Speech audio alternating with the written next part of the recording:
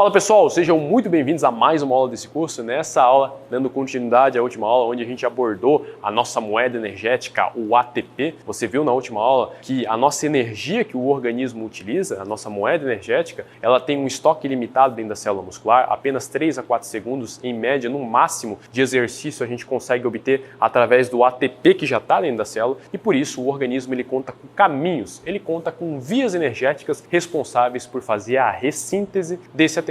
E hoje, nessa aula, a gente vai dar início falando sobre a primeira via energética, que é a via ATP-CP. Primeiro caminho que o organismo utiliza para restaurar esse ATP, CP. ATP, nossa moeda energética. CP vem de creatina, fosfato, tá? Ah, Richard, por que fosfato se aqui tem um P? É que esse termo aqui é em inglês, tá bom? Só para você saber. Creatina, fosfato. Eu te falei que o ATP, adenosina trifosfato, ele é quebrado. Eu tenho a liberação do ADP e o fosfato livre, que a gente chama de fosfato inorgânico, e mais a liberação da energia. Então eu tenho o ADP. Esse ADP, para ele voltar, ele retornar a ser um ATP, o que falta? Falta um fosfato. Eu tinha 3 fosfato, agora eu só tenho 2. O que acontece? A creatina fosfato, e creatina, você já deve ter ouvido falar, a creatina é igual a creatina do suplemento, tá bom? Ela é formada pelos nossos rins e pelo fígado, ela é liberada na corrente sanguínea, e da corrente sanguínea ela entra para dentro do nosso tecido muscular, tá bom? Ela já é produzida pelo nosso organismo. Só que lá dentro da célula muscular, ela é encontrada e ela se liga à molécula do fosfato. Qual que é a função da creatina fosfato? É doar esse fosfato para o ADP, ADP mais um fosfato, eu retorno a virar um ATP. Eu restauro esse ATP. Só que para fazer essa reação, para catalisar essa reação, existe uma enzima específica que é a creatina quinase, que a gente chama de CK. A CK, ela vai lá, eu tenho creatina fosfato, ela separa, ela quebra a creatina fosfato. Então eu tenho o fosfato, lembra que o fosfato, as ligações do fosfato, ele contém uma quantidade grande de energia. Quando eu tenho a quebra da creatina fosfato, essa energia da quebra é utilizada para unir o ADP com esse fosfato. E daí eu tenho uma nova molécula de ATP. Pronto. Muito simples. Essa é a via mais simples que a gente tem no organismo para ressintetizar, para repor esse ATP. Então, o que a gente vê a primeiro momento? É uma via, é um caminho de ressíntese do ATP que ela só utiliza somente uma reação para ressintetizar o ATP. Portanto, ela é a via que consegue ressintetizar o ATP da maneira mais rápida possível em comparação com as outras vias que a gente vai ver nas próximas aulas. E por esse aspecto, por essa característica, ela principalmente ela é muito utilizada em exercícios de altíssima intensidade. Por quê? Porque em exercícios de altíssima intensidade, eu tenho, consequentemente, um alto recrutamento motor, ou várias miofibrilas gerando contração muscular ao mesmo tempo, e, consequentemente, várias cabeças de miosina se acoplando e desacoplando ao mesmo tempo, eu tenho que ter uma grande quantidade de ATP para fornecer energia para esse processo. Logicamente, a via ATP-CP, ela vai ser responsável por sustentar esse processo, tá bom? Só que tem um grande problema, né? Como todo castelo tem o seu fantasma, a via ATP-CP, ela tem um probleminha que ela só dura, ela tem uma duração máxima de apenas uma média ali de 8 a 10 segundos, no máximo, ela consegue recuperar esse ATP. Então,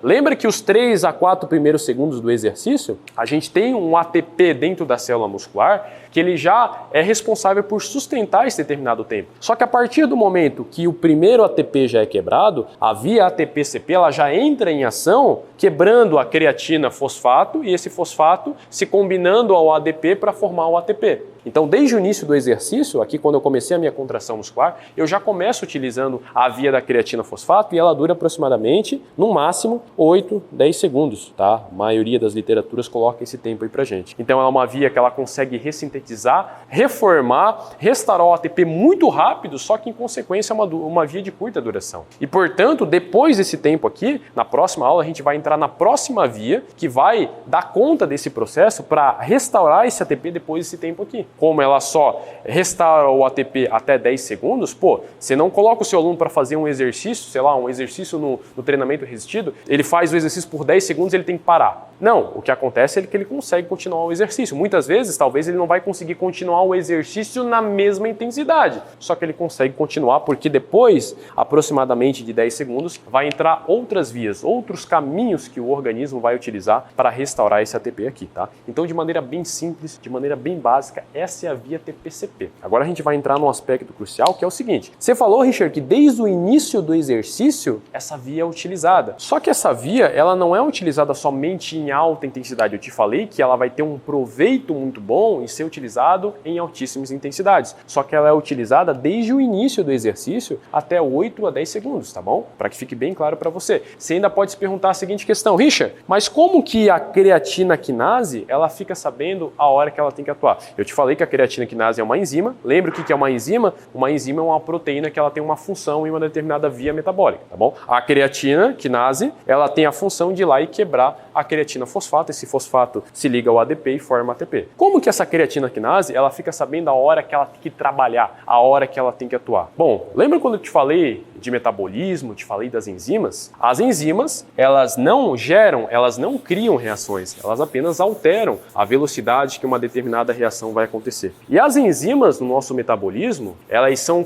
influenciadas basicamente por dois fatores que a gente vai chamar aqui de fatores universais, fatores que influenciam basicamente em todas as enzimas no metabolismo, que é a temperatura, tá? Principalmente temperatura e pH. Richard, o que é pH? Eu já vou te falar o que é. A gente tem que saber que existe uma faixa ideal de temperatura para as enzimas atuarem. Então eu vou fazer uma escala aqui, ó, de 0 graus até 50 graus, por exemplo. Tá? E a gente tem a nossa temperatura normal, a temperatura corporal em torno de 37 graus. O que acontece? Nessa faixa aqui, ó, as enzimas elas estão atuando numa maior velocidade. Se eu tenho redução da temperatura corporal ou redução do tecido que essas enzimas se encontram, eu tenho o quê? Uma redução da atividade dessa enzima. Quando eu falar redução da atividade, eu estou me referindo à velocidade que essa enzima atua. Se a gente pegar, por exemplo, a creatina quinase, ela tem a função de quebrar, de separar a creatina fosfato. Logicamente, se eu tiver uma redução da atividade da creatina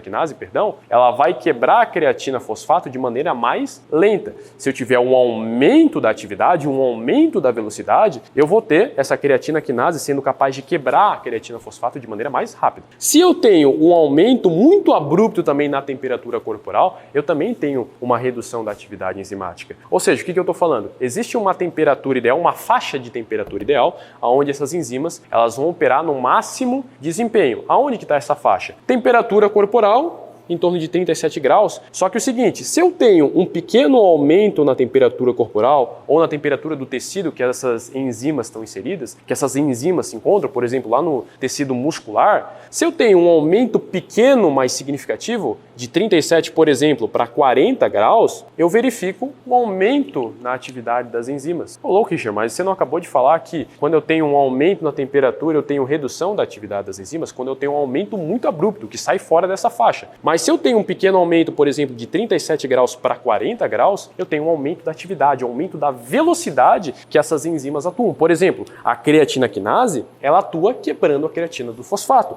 A ATPase, aquela enzima que está lá na cabeça da miosina, ela atua quebrando o ATP, separando o fosfato do ADP. Ou seja, se eu tenho uma atividade, uma velocidade maior dessa enzima, ela consegue atuar com mais velocidade. Isso é muito importante quando a gente analisa o nosso aquecimento na sessão de treino. Ainda hoje, cara, eu não acredito, mas ainda hoje é negligenciado o aquecimento numa sessão de treinamento, antes de uma parte principal, um aquecimento específico. E o principal fator que você deve considerar, colocar um aquecimento, mas não somente um aquecimento, mas um aquecimento que eu vou te ensinar nas próximas aulas, que é um aquecimento progressivo e específico, por esse fator aqui, ó, você deve considerar, por esse fator aqui, ó, do aumento da velocidade das enzimas, de todas as enzimas do metabolismo. Porque esse aumento pequeno, mais significativo na temperatura do tecido, na temperatura corporal, ele vai impactar no aumento da atividade enzimática, da creatina quinase, da ATPase, em todas as enzimas do nosso metabolismo, tá bom? E quando eu tenho uma redução, eu tenho diminuição da atividade dessas enzimas, beleza? Vai ter uma aula no nosso módulo de prescrição de treinamento e periodização, onde eu vou entrar especificadamente na sessão de treinamento, onde vai ter uma parte que eu vou falar da parte preparatória, onde eu vou te ensinar a fazer esse aquecimento específico. Mas não somente, voltando aqui, não somente por essa parte, por essa questão do aumento da velocidade das enzimas, que o aquecimento é muito importante, por outros fatores que também vão aumentar o desempenho. Mas esse é um dos principais. Então, voltando, as enzimas, elas são influenciadas a primeiro momento pela temperatura do tecido, pela temperatura corporal, onde elas estão localizadas, e pH de uma solução. O que é o pH? pH é o nível de acidez e alcalinidade de uma substância, de uma solução. O que acontece? Aqui, ó, eu tenho uma escala que vai de 0 até 14. O pH que ele está mais perto do zero, quer dizer que esse pH ele é mais ácido. Vamos pensar no ácido literalmente como um ácido que corrói. E o pH que ele está mais perto de 14, a gente diz que esse pH é mais básico, tá?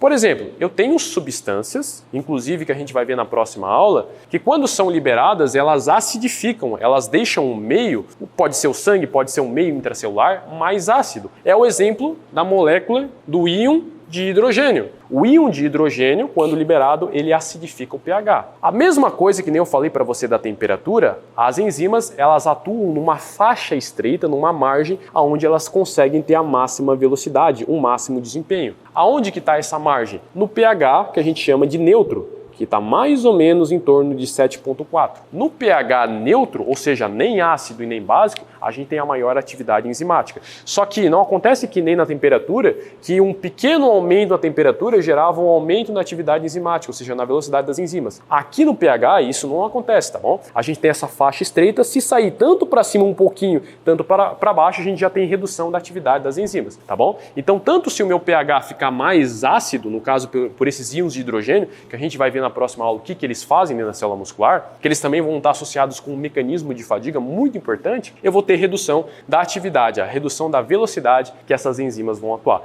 E também, se eu tenho o pH mais básico, existem, por exemplo, substâncias como bicarbonato de sódio, que ele vai deixar o pH mais básico, que ele também vai atuar diminuindo a atividade dessas enzimas. Claro que isso, o pH básico, a gente já considera em casos de patologias, onde a gente vai encontrar esse pH básico, tá? Mas a gente vai abordar somente o pH ácido por meio dos íons de hidrogênio na próxima aula. Por que eu estou te contando todas essas questões da influência desses dois fatores sobre a atividade enzimática?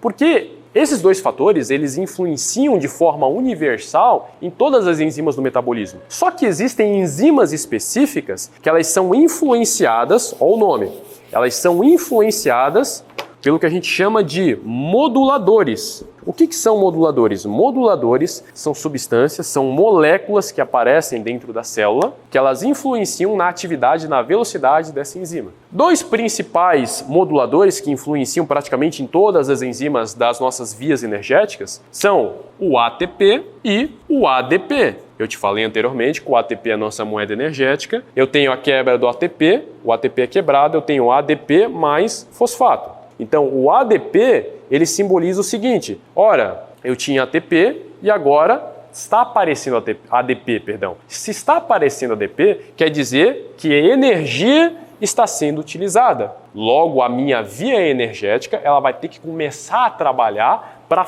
reformar, para restaurar esse ATP que está sendo quebrado. A mesma coisa, o ATP que está sendo quebrado, que está sendo diminuído dentro da célula muscular, envia um feedback para as enzimas dizendo assim, ó, está acabando a energia, está acabando o estoque, o tanque está se esgotando. Começa a trabalhar aí, ó, enzimas do metabolismo, para começar a restaurar, para começar a repor esse ATP que está acabando dentro da célula muscular. Então, tanto o ATP quanto o ADP, eles são moduladores que eles influenciam em enzimas específicas. Essas enzimas que são influenciadas por esses moduladores, a gente chama de enzimas alostéricas. Enzimas alostéricas. Por exemplo, a creatina quinase, que eu acabei de falar para você, é uma das enzimas alostéricas. Ela é influenciada tanto pelo ATP e tanto pelo ADP. Quando tem muito ATP dentro da minha célula, ou seja, o estoque de ATP está alto, o ATP fala assim para ela, olha, você pode ficar de boa, você não precisa trabalhar. Por quê? Porque o estoque já está alto de ATP, você não precisa ficar restaurando ATP. Agora, quando o ADP vem, quando começa a aparecer ADP, ou seja, está sendo quebrado o ATP, já no início da contração muscular, já está sendo formado ADP, o ADP informa ela assim, ó, ô creatina quinase, começa a trabalhar aí, porque houve contração muscular e daqui a pouquinho vai acabar esse estoque de ATP lá dentro da célula. Começa a trabalhar aí também. Então, esses são os dois principais fatores, os dois principais moduladores que influenciam em enzimas específicas que a gente chama de enzimas alostéricas. Na próxima aula, na próxima via, a gente vai ver que existem enzimas em cada via, que são chamadas de alostéricas, porque também elas são influenciadas por determinados moduladores. Mas, principalmente, o ATP e o ADP, eles são moduladores também que a gente vai chamar de universais, porque praticamente eles vão influenciar em quase todas ou todas as enzimas alostéricas. Então, respondendo aquela sua possível dúvida que você tenha quando eu te apresentei aqui essa via energética, de como que a creatina quinase, ela fica sabendo a hora que ela tem que começar a trabalhar, ela tem que começar a atuar, começar a quebrar a creatina fosfato quando o primeiro ADP aparece e eu tenho redução do ATP. ATP, ao mesmo tempo que ele vai reduzindo, o ADP começa a aparecer e ela começa a quebrar a creatina fosfato. É como se fosse, vamos pensar aqui que eu sou operário de uma empresa têxtil, sei lá, que fabrica tapete. E a minha função como operário de chão de fábrica, é pegar um tapete, embalar o tapete e colocar numa esteira e passar esse tapete para frente. Essa é a minha função como operário, essa é a minha função como enzima, tá bom? O que acontece? Essa enzima é uma enzima alostérica, eu sou uma enzima alostérica. Quem que é o meu modulador? Um desses meus moduladores é o meu chefe. Quando o chefe, eu vejo ele chegando perto, ele, opa, eu tenho que começar a trabalhar, eu tenho que mostrar serviço, então começo a trabalhar mais rápido. Um desses moduladores é o chefe. O chefe é o ADP, começou a aparecer ADP. O meu outro modulador é minha produção. Quando eu começo a trabalhar muito e a esteira começa a lotar de tapete, eu vejo, opa, cara, trabalhei bastante. E, consequentemente, o meu chefe ele não está perto, eu falo assim, cara, agora eu vou dar uma migueladinha, vou trabalhar mais de boa, né? Vou lá no banheiro dar uma matadinha de tempo. Por quê? Porque a produção já está alta, o estoque de ATP já está cheio, logo eu não preciso trabalhar, eu não preciso repor esse ATP aqui, eu não preciso botar mais tapete na esteira, beleza? Creio que tenha ficado entendível para você. Um tópico muito importante que eu não posso deixar de abordar aqui com vocês é a questão da recuperação da fosfocreatina. Eu te falei anteriormente que o ATP que está dentro da célula muscular, o estoque de ATP, ele só consegue sustentar o exercício em torno de 3 a 4 segundos no máximo. E a via da fosfocreatina, ela só consegue sustentar o exercício até 8 a 10 segundos em média, tá? Depois entra em predominância outra via energética que vai dar continuidade para ressintetizar, para repor esse ATP que está sendo utilizado na contração muscular. Aí você pode se perguntar a seguinte questão, Richard, mas como ocorre a recuperação dessa fosfocreatina aqui? Porque isso daqui vai ser muito importante quando a gente fala de tempo de recuperação. Inclusive, lá no nosso módulo de força muscular, vai ter uma aula exclusiva falando sobre essa variável, tempo de recuperação, e a gente vai ver que quando a gente pensa em maximizar a força muscular, é muito importante, é interessante, não é que é via de regra, mas é interessante a gente deixar uma recuperação que vai recuperar totalmente, completamente essa fosfocreatina ou quase completa ou parcialmente quase completa essa fosfocreatina. Por quê? Porque a gente vai ver que para direcionar um estímulo, um estresse fisiológico para gerar adaptações que vão aumentar a força muscular e para eu não ter determinados mecanismos de fadiga associados, é importante a gente deixar um tempo de recuperação maior. Então eu acredito que muitas vezes é passado para nós na faculdade a seguinte questão, inclusive eu vou deixar aqui do lado uma tabela, você já deve ter visto essa tabela alguma vez, da questão do tempo em relação à porcentagem que é recuperado a fosfocreatina. Então nessa tabela marca, por exemplo, em 1 minuto de recuperação de descanso, tá? Porque a fosfocreatina ela é recuperada,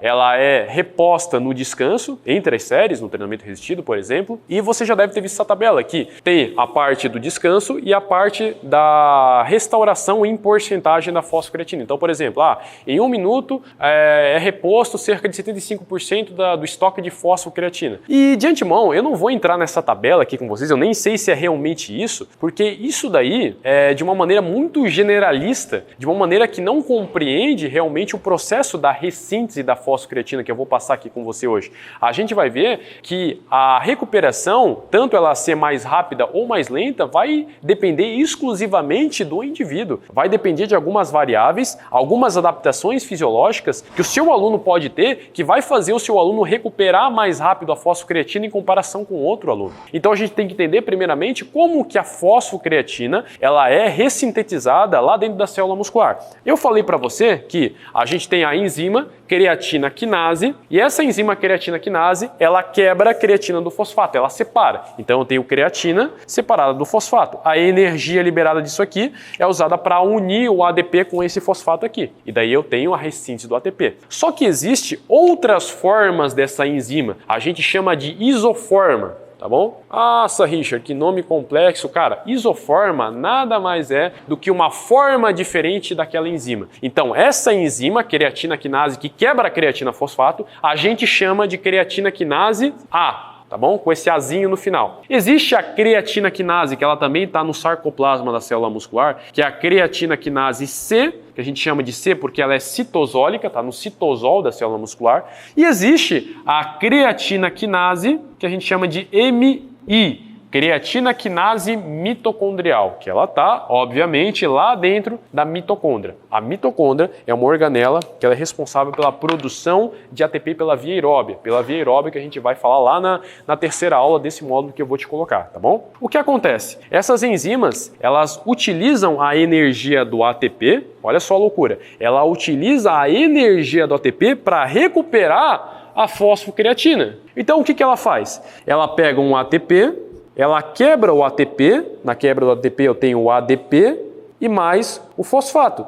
Ela pega a creatina, que a creatina já está dentro da célula muscular, lembra que tanto o rim quanto o fígado secretam a creatina para a corrente sanguínea, essa creatina chega lá na célula muscular, e essa enzima, tanto ali na mitocôndria quanto essa CK citosólica, elas pegam esse ATP, quebram o ATP e utilizam a energia do fosfato para combinar esse fosfato com a creatina. E daí eu tenho CP, creatina fosfato, beleza? Então, a creatina fosfato ela é ressintetizada a partir de uma molécula de ATP por essas enzimas aqui, ó, tanto a creatina quinase mitocondrial e a creatina quinase citosólica. Tem outros subtipos de creatina quinase que eu não vou entrar aprofundadamente nisso porque essas são as principais, tá bom?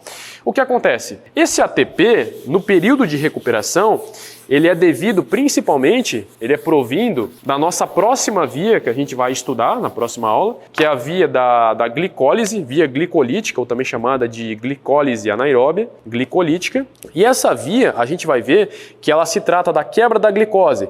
São 10 reações que elas têm o objetivo de extrair o ATP aqui da glicose, beleza? Aqui nessa via é formado um cara que é o hidrogênio, que eu te falei nessa aula. O hidrogênio é aquele cara que ele vai acidificar o pH e, portanto, ele vai reduzir a atividade das enzimas, tanto das enzimas aqui, ó, dessa enzima em específica, dessas enzimas, quanto as enzimas da via glicolítica, tanto as enzimas da via aeróbia, tá bom?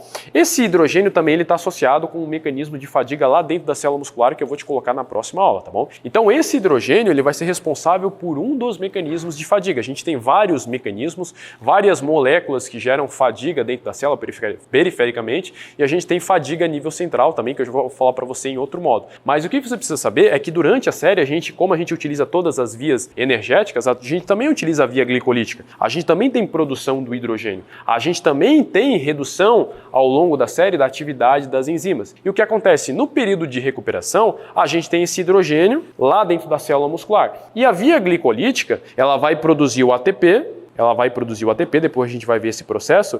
Só que se eu tenho uma grande quantidade de hidrogênio, esse hidrogênio ele vai diminuir a velocidade que essas reações aqui vão acontecendo, tá bom? Esse hidrogênio, a gente vai ver que ele é limpado de dentro da célula muscular, ele é retirado de dentro da célula muscular a partir do lactato, o lactato consegue sair de dentro da célula muscular. O lactato é dito por muitos aí como causador da fadiga, na verdade, ele é um retardador da fadiga, mas só para você entender esse processo. Ele sai na corrente sanguínea de forma de lactato. Quem limpa, quem quem tira o lactato da corrente sanguínea e quem auxilia nessa remoção do hidrogênio é um cara que se chama oxigênio. Então o que vai acontecer? No período de recuperação, eu tenho o oxigênio chegando lá na minha célula muscular e eu tenho a limpeza do hidrogênio, que ele é um causador da fadiga. Se eu tenho limpeza do hidrogênio, a minha via, tanto a glicólise, que eu vou te passar na próxima aula, quanto lá dentro da mitocôndria, que eu vou ter a produção de ATP pela via aeróbia, elas vão conseguir produzir esse ATP mais rapidamente. Ou seja, mais ATP sendo produzido mais rapidamente, eu tenho um estoque de creatina fosfato sendo reposto mais rapidamente. Por quê?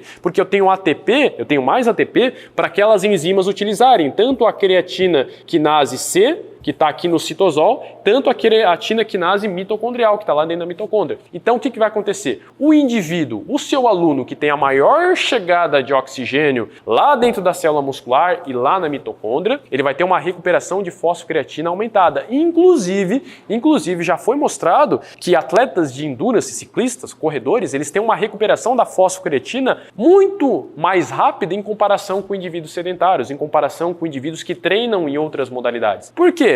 Porque a gente tem algumas adaptações com o treinamento e eu vou enfatizar muito isso daqui com você, como por exemplo, o aumento do número de capilares, de vasos sanguíneos que chegam até essa célula muscular, aumento da atividade de algumas enzimas que vão fazer com que esse oxigênio chegue mais facilmente lá dentro da célula muscular e, consequentemente, no período de recuperação, eu tenho uma ressíntese, eu tenho uma reposição da fosfocreatina mais rápida em comparação com outro indivíduo. Então, para o seu aluno, por exemplo, que você quer maximizar somente a força muscular do seu aluno, saiba que também é importante você treinar uma capacidade física que se chama resistência muscular. Porque essa capacidade física, a gente vai ver depois, ela está associada a algumas adaptações, algumas modificações, como por exemplo, o aumento do número desses capilares, o aumento da quantidade de mitocôndrias dentro da célula muscular. Lá dentro da mitocôndria eu tenho aquela enzima, aquela outra enzima que vai ressintetizar a fosfocreatina. Então é muito importante o que a gente vai ver depois, mesmo que o seu aluno você tenha uma preferência somente de uma capacidade física, você treinar a resistência muscular do seu aluno também. Por quê? Isso mostra que a recuperação da fosfocreatina, ela não é generalista, assim como muitos livros colocam.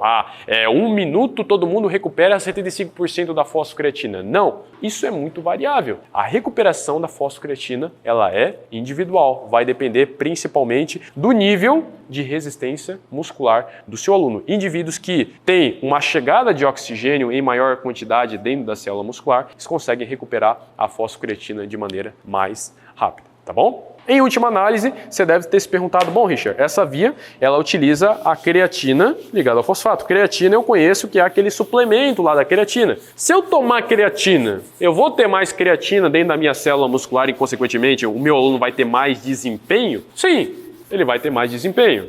Só que isso daí não acontece a curto prazo. Essa creatina ela vai se acumulando dentro da célula muscular. Essa creatina, a gente já sabe que ela é liberada pelo nosso fígado e os nossos rins e ela é transportada na corrente sanguínea, ela vai lá para dentro da célula muscular. Se eu tomo creatina, eu tenho mais creatina dentro da minha célula muscular. A capacidade, a possibilidade de ressíntese de creatina fosfato é maior e, consequentemente, o estoque da creatina fosfato também é maior. Só que o que não acontece? Lembra que a via da creatina fosfato ela só dura de 8 a 10 segundos. Se eu tomar creatina, Richard, eu vou aumentar esses 8 a 10 segundos? Não. Lembra que a partir de 10 segundos entra em predominância a via anaeróbia lática, a via glicolítica, que a gente vai ver na próxima aula. Por que ela entra em predominância mais ou menos nessa duração? Porque a gente vai ver que ela produz o ATP, só que de maneira mais lentamente que a creatina fosfato. Então ela entra em predominância a partir desse tempo.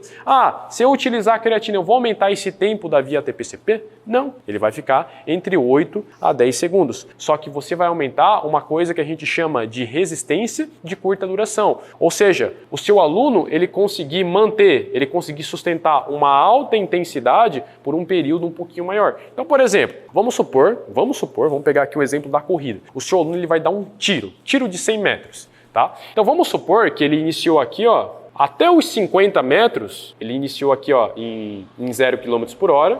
O seu aluno foi acelerando, ele chegou aqui nos 50 metros, 30 km por hora. Vamos botar uma velocidade qualquer, tá? Só como exemplo. E daí, lá nos 70 metros, ele atingiu 40 km por hora. E ele sustentou essa máxima velocidade que ele conseguiu produzir até os 80 metros. E depois dos 80 metros, o que aconteceu? ele decaiu. Então de 40 ele voltou para 30 e quando ele chegou lá perto dos 100 metros, ele chegou em 20 km por hora. Ou seja, ele foi aumentando gradativamente a velocidade, chegou num pico e ele conseguiu manter esse pico, a máxima intensidade que ele conseguiu produzir. Quando o seu aluno ele ingere a creatina, ele consegue sustentar essa alta intensidade, que a gente chama de resistência de curta duração, por um tempo um pouquinho maior. É isso que a creatina faz. A creatina, a gente vai ver no módulo específico de força muscular, ela não aumenta a força muscular, porque força muscular é dependente de mecanismos neurais e mecanismos estruturais, proteínas contratas, tá bom?